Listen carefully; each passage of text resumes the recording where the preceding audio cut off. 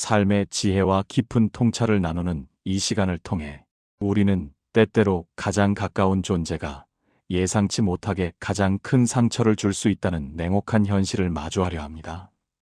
혈연이라는 말 속에는 따뜻함과 끈끈한 유대감, 그리고 무조건적인 사랑이라는 아름다운 의미가 깊이 담겨 있지만 그 끈이 때로는 우리를 질식시키고 옥죄며 마음의 평화를 송두리째 빼앗아가는 독이 될 수도 있음을 깨달아야 합니다.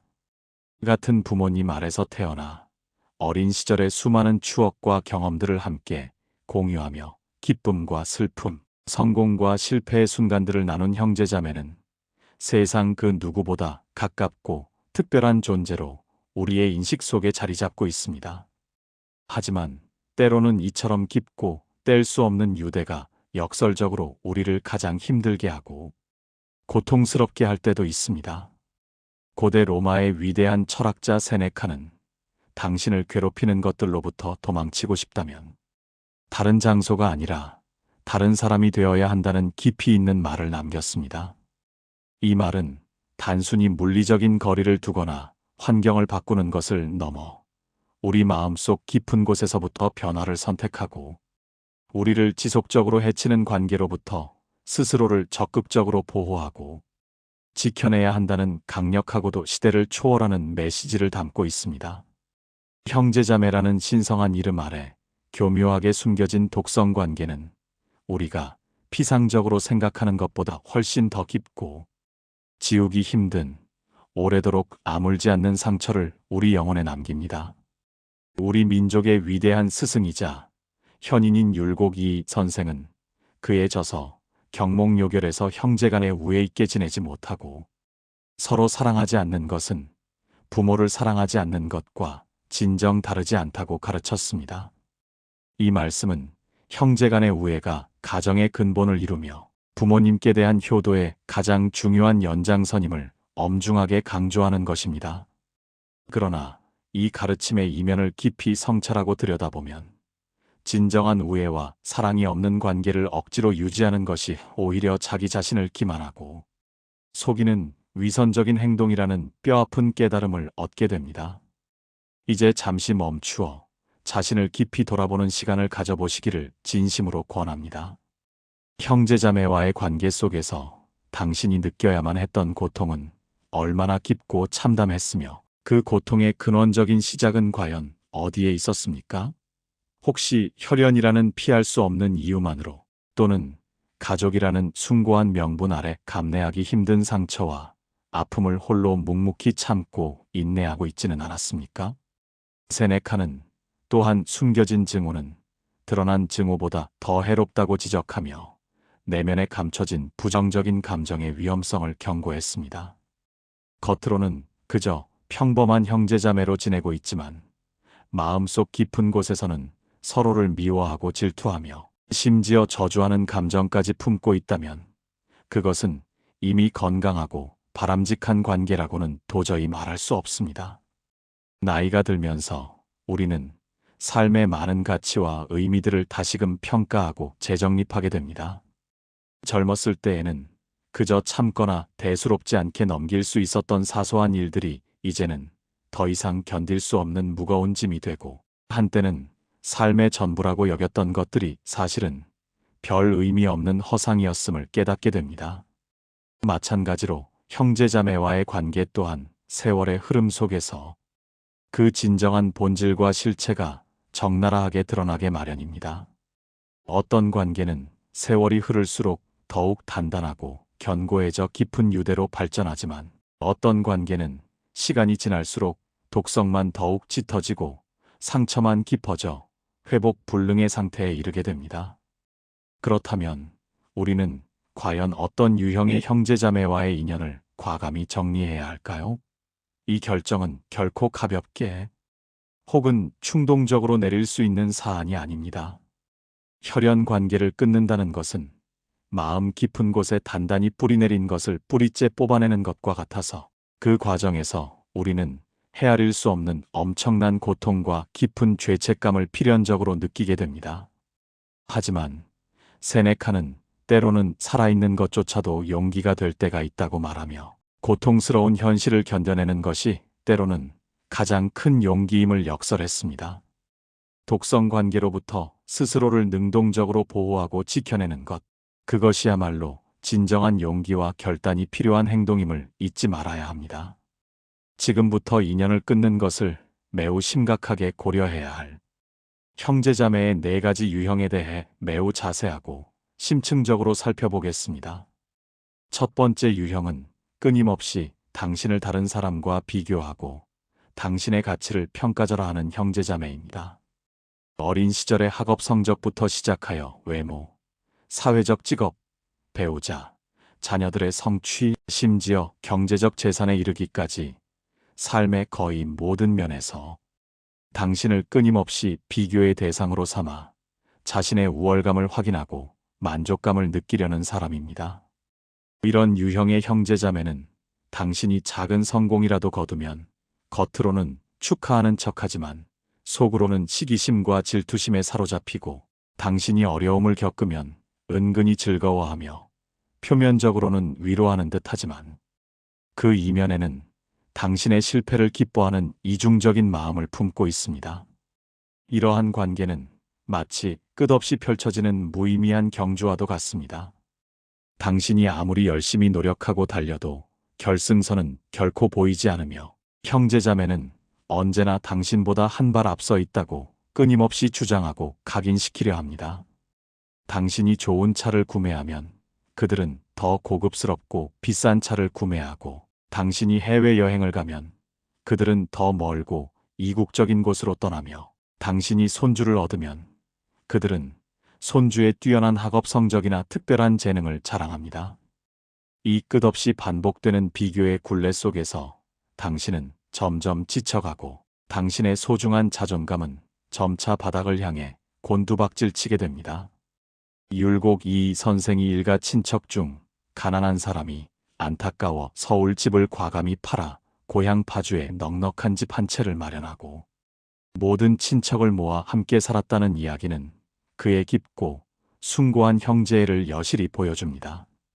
한때는 그 집에 무려 100여 명에 이르는 식구가 함께 살았다고 하니 그의 마음이 얼마나 넓고 포용적이었는지 충분히 짐작할 수 있습니다. 하지만 모든 형제가 율곡 선생처럼 넓고 따뜻한 마음을 가지고 있는 것은 아닙니다. 어떤 형제는 당신을 진심으로 격려하고 지지하여 더 높은 곳으로 끌어올리려 하지만, 어떤 형제는 당신을 끊임없이 끌어내리고 좌절시키려 합니다. 당신이 무언가를 성취할 때마다 형제자매가 진심으로 축하하기보다는 오히려 불편해하고, 시기심을 드러낸다면 당신이 어려움을 겪을 때 진심으로 걱정하고 위로하기보다는 속으로 기뻐하고 쾌감을 느낀다면, 그리고 당신과 대화할 때마다 은근히 자신의 우월함과 잘남을 과시하려 든다면, 그것은 이미 건강하고 상호 존중적인 형제관계라고는 도저히 말할 수 없습니다. 그런 독성 관계는 당신의 귀하고 소중한 에너지를 송두리째 고갈시키고 당신의 자신감을 무너뜨리며 삶의 진정한 기쁨마저 앗아갑니다. 노년에 접어든 지금 당신에게는 더 이상 그런 무익하고 해로운 관계를 억지로 유지할 이유가 단 하나도 없습니다. 당신의 평온한 노년을 위해 과감한 결단이 필요합니다. 두 번째 유형은 당신을 끊임없이 이용하고 착취하며 자신의 이득만을 추구하는 형제자매입니다. 돈이 필요할 때만 번개처럼 연락하고 도움이 절실할 때만 불쑥 찾아오며, 정작 당신이 힘든 어려움에 처했을 때에는 연락조차 끊고 외면하는 사람입니다. 이런 유형의 형제자매는 형제라는 고귀한 이름을 악용하여 당신의 선의와 순수한 마음을 교묘하게 이용하고, 가족이라는 신성한 명분을 내세워 당신에게 심리적 또는 물질적 빚을 지우며, 혈연이라는 피할 수 없는 굴레로 당신을 옴짝달싹 못하게 옥죄려 합니다. 당신에게는 온갖 종류의 부탁과 요구를 끊임없이 쏟아내면서도 정작 당신이 도움을 요청하면 온갖 핑계와 변명을 늘어놓으며 냉정하게 거절하는 형제자매. 부모님의 병수발이나 제사, 기타 가족의 의무와 책임은 당연하다는 듯 당신에게 떠넘기면서 재산, 상속과 같은 물질적인 권리는 누구보다 당당하고 큰 소리로 주장하는 형제자매. 당신의 귀한 시간과 땀 흘려 번 돈, 그리고 소중한 에너지를 마치 자신의 소유물인 양당연하게 요구하면서도 그에 대한 진심, 어린 감사나 미안함은 눈곱만큼도 찾아볼 수 없는 형제자매. 이러한 관계 속에서 당신은 점점 심신이 지쳐가고 영혼마저 바싹 말라 소진되어 가는 것을 느끼게 됩니다. 노년에 접어든 지금, 당신의 시간과 에너지는 젊은 시절보다 훨씬 더 귀하고 소중합니다. 남은 인생을 당신을 끊임없이 착취하고 이용하는 형제자매를 위해 억지로 소진할 필요는 전혀 없습니다. 부모님이 돌아가신 후에도 계속해서 당신에게 경제적으로나 정신적으로 손을 내밀며 의존하는 형제자매가 있다면 그것은 더 이상 형제나 가족애라고 할 수 없으며 오히려 기생에 가깝다고 단언할 수 있습니다.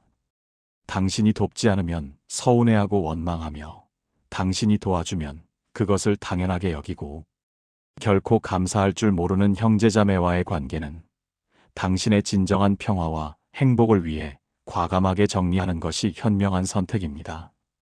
세 번째 유형은 당신의 과거를 끊임없이 들추어내며 당신에게 깊은 수치심을 안겨주는 형제자매입니다. 어린 시절의 사소하고 철없는 실수, 젊은 시절의 방황과 어리석은 선택, 과거의 아픈 실패들을 가족 모임이나 친척들 앞에서 마치 유머러스한 농담인 양 끊임없이 꺼내면서 당신을 부끄럽게 만들고 창피를 주려는 사람입니다. 표면적으로는 그저 우스갯소리처럼 포장하고 가볍게 넘기려 하지만 그 말의 깊은 속내에는 당신을 깎아내리고 자신을 상대적으로 더 높이려는 비뚤어지고 교활한 의도가 숨어 있습니다. 이런 유형의 형제자매는 당신이 과거에 저지른 실수를 평생 지워지지 않는 낙인처럼 이용합니다. 당신이 아무리 많은 노력과 시간을 들여 변화하고 성장하더라도 그들의 눈에는 여전히 과거의 그 문제 많고 부족했던 모습으로만 남아 있습니다.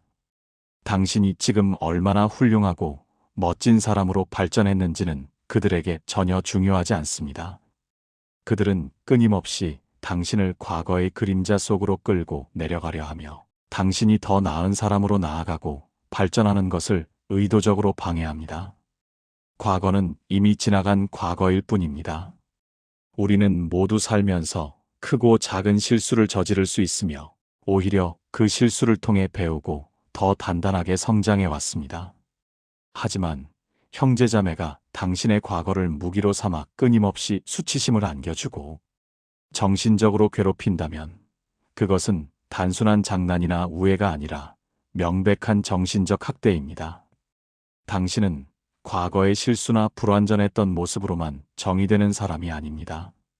당신은 바로 지금 이 순간의 당신이며 그동안 얼마나 많은 역경과 고난을 이겨내고 성장하고 변화했는지가 진정으로 중요합니다. 가족 모임에서 당신의 과거 실수가 끊임없이 농담거리가 된다면 친척들 앞에서 당신의 어두웠던 과거가 공공연하게 공개되어 당신을 불편하게 만든다면 형제자매가 당신의 약점과 단점을 들추어내며 즐거워하고 쾌감을 느낀다면 그것은 결코 진정한 형제라고 할 수 없습니다. 그것은 명백한 정서적 학대이며 당신의 소중한 자존감을 무너뜨리는 심각한 폭력입니다. 노년에 접어든 지금 더 이상 그런 불필요하고 모욕적인 수치심을 억지로 감내하고 받아들일 이유는 단 한 가지도 없습니다. 당신은 존중받아 마땅한 존재입니다. 네 번째 유형은 당신의 개인적인 경계를 전혀 존중하지 않고 끊임없이 침범하는 형제자매입니다.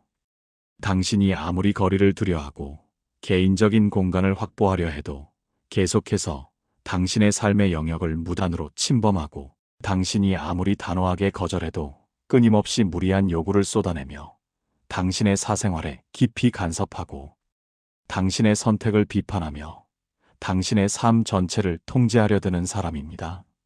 예고 없이 당신의 집에 불쑥 찾아와 당신의 귀한 시간을 빼앗고 당신의 배우자나 자녀에 대해 주제넘게 간섭하며 당신의 재정 상황을 꼬치꼬치 캐묻고 당신의 생활 방식을 비판하며 훈계하려 드는 형제자매. 당신이 만나고 싶지 않다고 분명하고 정중하게 말해도 억지로 만남을 강요하고 당신이 도와줄 수 없다고 해도 계속해서 요구하며 당신이 적절한 거리를 두려하면 오히려 당신을 인정머리 없고 나쁜 사람으로 몰아가는 형제자매. 이러한 관계는 당신의 개인적인 자유와 행복을 송두리째 빼앗고 당신의 삶을 점차적으로 침식하며 궁극적으로는 당신의 정신 건강에 심각하고 돌이킬 수 없는 해를 끼칩니다. 당신에게는 아니요라고 단호하게 말할 분명하고 정당한 권리가 있습니다. 당신에게는 자신을 보호하고 적절한 거리를 유지할 권리가 있습니다. 당신에게는 오롯이 혼자만의 시간을 가지며 자신을 돌볼 권리가 있습니다. 그런데 형제자매가 당신의 이러한 기본적인 권리조차 전혀 존중하지 않는다면 그들은 당신을 한 명의 독립된 인격체로 보지 않는 것입니다. 그들은 당신을 자신의 소유물처럼 자신의 의지대로 움직일 수 있는 대상이나 부속품처럼 여기는 것입니다. 노년에 접어들면서 우리에게 가장 소중하고 절실한 것은 바로 마음의 평화와 안정입니다. 조용하고 고요한 시간을 가지며 방해받지 않고 자신이 좋아하는 책을 읽고 편안하게 산책하며 자연을 만끽하고 사랑하는 사람들과 여유롭고 행복한 시간을 보내는 것. 이것이 바로 우리가 꿈꾸는 평온한 노년의 모습일 것입니다. 그런데 형제자매가 끊임없이 당신의 경계를 침범하고 당신의 소중한 평화를 깨뜨린다면 그들은 당신의 삶에 독이 될 뿐이며 당신의 행복을 좀먹는 존재가 될 것입니다. 물론 여기서 모든 형제자매와의 관계를 무조건적으로 단절하라는 뜻은 결코 아닙니다. 좋은 형제관계는 우리의 삶을 더욱 풍요롭게 하고 노년의 외로움을 따뜻하게 달래주며 인생의 마지막 순간까지 든든하고 따뜻한 동반자가 되어줍니다. 하지만 독성관계는 이와는 극명하게 반대되는 결과를 초래합니다. 독성관계는 당신의 귀한 에너지를 끊임없이 고갈시키고 당신의 소중한 평화를 앗아가며 당신의 신체적, 정신적 건강까지 심각하게 해칩니다. 형제자매와의 관계를 끊는다는 것은 결코 쉽고 가벼운 결정이 아닙니다. 주변 사람들은 당신을 비난하고 오해할지도 모릅니다. 그래도 피를 나눈 형제인데 어떻게 혈육을 끊을 수 있어? 부모님이 살아계시면 얼마나 마음 아파하시겠어? 와 같은 무심한 말들을 듣게 될 것입니다. 하지만 때로는 다른 사람들의 비난과 오해를 감수하고서라도 당신 자신을 보호하고 지켜야 할 때가 분명히 있습니다. 율곡 이이 선생이 금강산에 들어가 승려 생활을 했을 때 많은 사람들이 그를 이해하지 못하고 비난했습니다. 유학자가 어찌하여 승려가 될 수 있느냐고 성리학을 배반한 것이라고 맹렬히 비판했습니다. 하지만 율곡 선생은 자신의 길을 묵묵히 걸어갔습니다. 그는 스스로에게 치유와 성찰의 시간이 절실히 필요했고 그 시간을 통해 더욱 단단하고 지혜로운 모습으로 돌아왔습니다. 마찬가지로 당신도 독성 형제자매로부터 벗어나 스스로를 치유하고 회복할 시간이 절실히 필요할 수 있습니다. 형제자매와의 관계를 끊는다는 것은 그들을 증오하거나 미워하는 것이 아닙니다.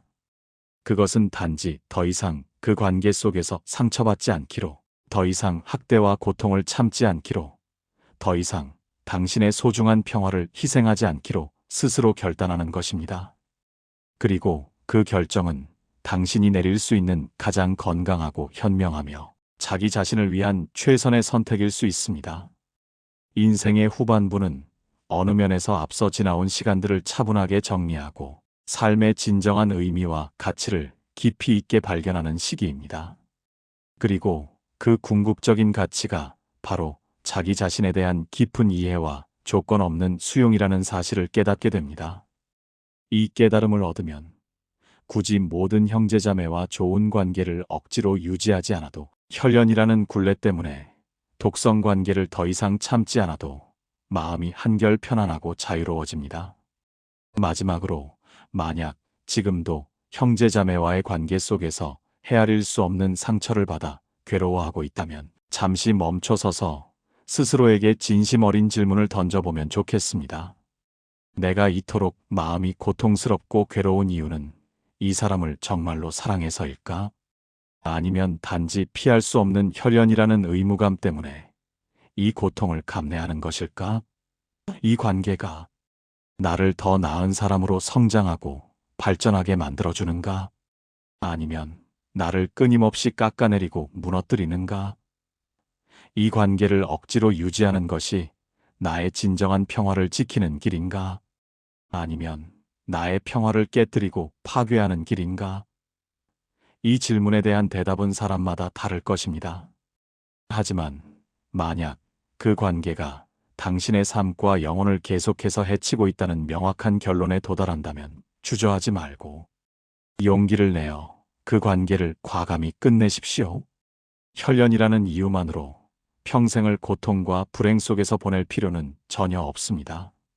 당신에게는 마땅히 행복할 권리가 있고 평화로울 권리가 있으며 독성 관계로부터 완전히 자유로워질 권리가 있습니다. 당신이 형제자매와의 관계를 정리하기로 결정했다면 그 결정을 스스로 존중하고 믿어주십시오. 죄책감이나 미안함을 느낄 필요가 전혀 없습니다. 당신은 나쁜 사람이 아닙니다. 당신은 단지 자기 자신을 사랑하고 보호하기로 선택한 용기 있는 사람입니다.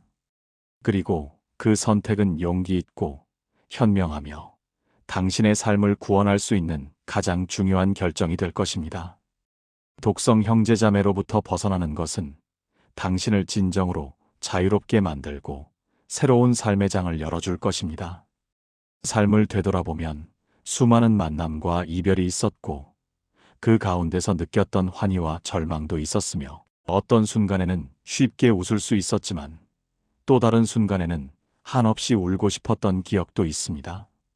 그 모든 경험과 희로애락이 지금의 당신을 만든 소중한 자양분이었습니다. 그렇다면 이제는 더 이상 독성 관계에 얽매이지 않고 세상의 불필요한 인정과 시선을 구걸하지 않아도 될 때가 되었습니다.